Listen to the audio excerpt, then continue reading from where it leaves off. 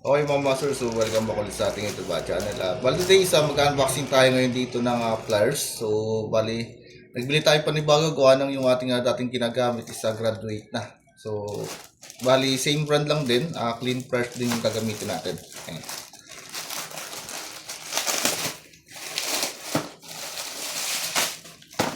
Kunting.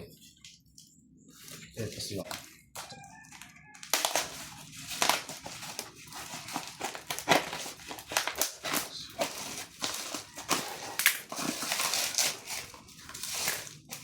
So, ito mga master.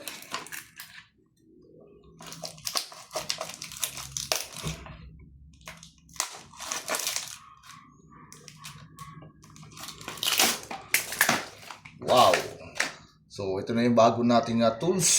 Ayan. So, pang lineman. Bali, bumili tayo ng bago para sa ating gagawing bagong project sa Laguna. So, kailangan ng bago ang tools natin para maganda yung ating quality ng trabaho natin.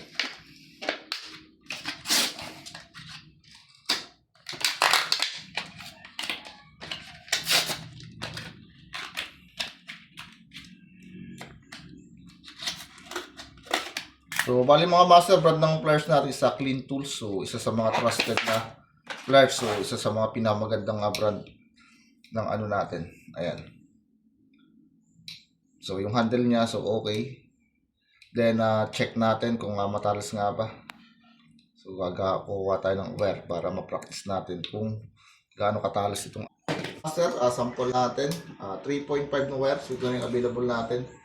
So, titingnan natin gaano siya katalas. So, ayan. Ayan. So, napakatalas. So, kunting press lang natin. Talagang putol, unlike sa ibang pliers na nagamit natin sa mga local.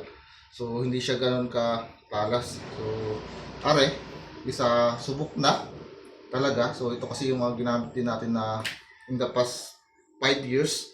So, ngayon lang tayo magpapalit. So, bungi-bungi na kasi yung dating nating pliers. So, ilang beses na rin na naputukan. So, ito, bago. So, hopefully, marami tayong magawang bahay sa bago nating gamit. And mga master, tingnan nyo. Ayan o. So, sarap gamitin pag ganito ang katalas yung ating gamit. So, maganda ang maging quality ng trabaho natin. So, maganda yung kanyang pagka-engrave.